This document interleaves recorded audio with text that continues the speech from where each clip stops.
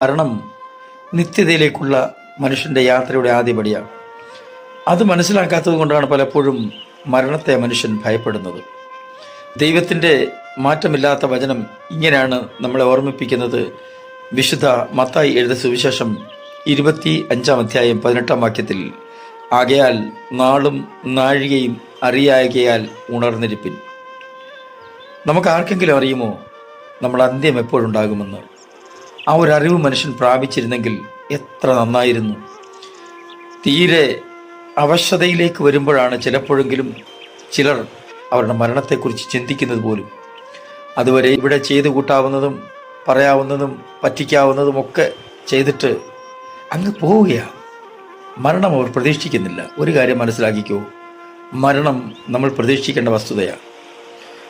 ഒരിക്കൽ ഒരു മനുഷ്യൻ്റെ അടുക്കൽ ദൈവം ചെന്നിട്ട് പറഞ്ഞു, നീ മരിക്കാനുള്ള സമയമായി. അയാൾക്ക് മരണത്തെ ആകെ പേടിയായി.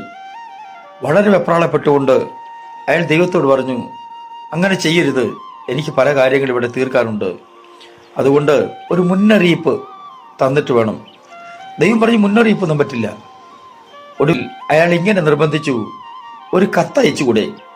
വേറൊന്നും വേണ്ട. ദൈവം പറഞ്ഞു, അല്ല, 4 കത്തയക്കാം. ക്ഷമിക്കണ്ട. കുറെ നാൾ കഴിഞ്ഞപ്പോൾ ഇയാൾ കത്തിൻ്റെ കാര്യമെല്ലാം മറന്നു. ദൈവം ഒരിക്കൽ ഇയാളെ കൂട്ടിക്കൊണ്ടുപോകാൻ വന്നു. ഇയാൾ ഭയങ്കരമായി ദേഷ്യപ്പെട്ടു. ഇതെന്ത് കുടിഞ്ചതിയാ, 4 കത്തയക്കാമെന്ന് പറഞ്ഞിട്ട് ഒരു മുന്നറിയിപ്പുമില്ലാതെ ഓടി വരികയോ? ദൈവം പറഞ്ഞു, 4 കത്തയച്ച് നിനക്ക് ഓർമ്മയില്ലേ? ആദ്യം നിന്റെ മുടി നരച്ചു, നീ മുടി കറുപ്പിച്ച് ചെറുപ്പക്കാരനാകാൻ ശ്രമിച്ചു. 2, നിന്റെ കാഴ്ച മങ്ങി, നീ കണ്ണട വെച്ച് കൊച്ചു കുഞ്ഞിനെ പോലെ കാഴ്ചയുള്ളവനായി. 3, നിന്റെ പല്ലുകൾ പൊഴിയാൻ തുടങ്ങി. പല്ലുകൾ പൊഴിയാൻ തുടങ്ങിയപ്പോൾ നിനക്ക് വെപ്പുപൊലിനെ ആശ്രയിക്കേണ്ടി വന്നു.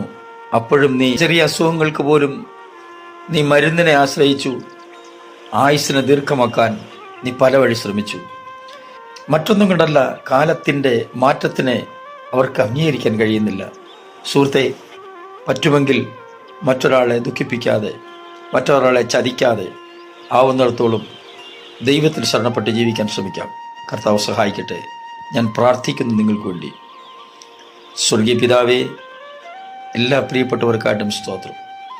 ഞങ്ങളെ ജീവിതത്തിൽ നടത്തുന്ന വഴികളോർത്ത് അങ്ങയെ പിൻപറ്റി ജീവിപ്പാൻ, സത്യസന്ധമായി ജീവിപ്പാൻ ഞങ്ങളെ സഹായിക്കണമേ. യേശു ക്രിസ്തുവിൻ്റെ പരിശുദ്ധ നാമത്തിൽ തന്നെ ആമേൻ. Thank you for watching. God bless you.